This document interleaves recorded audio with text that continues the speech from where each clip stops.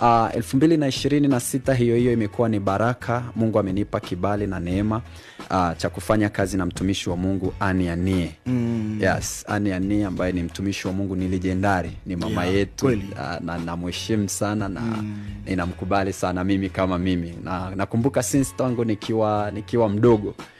Nikiwa mdogo mimi, mama Annie Anie, mimi nilikuwa nazisikia zile nyimbo zake. Hakika tunaye Mungu, hakika tunaye Mungu katika mipango yote.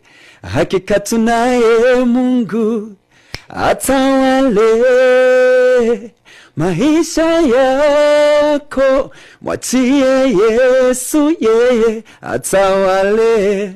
So ni mtu ambaye mimi kiukweli mimi ninamu-appreciate. Ni mama ambaye ni Mungu ambariki sana. Amen. Naamini watu wengi tumebarikiwa naye. Mimi nimemfahamu, nimemsikia tangu nikiwa mdogo. So nikiwa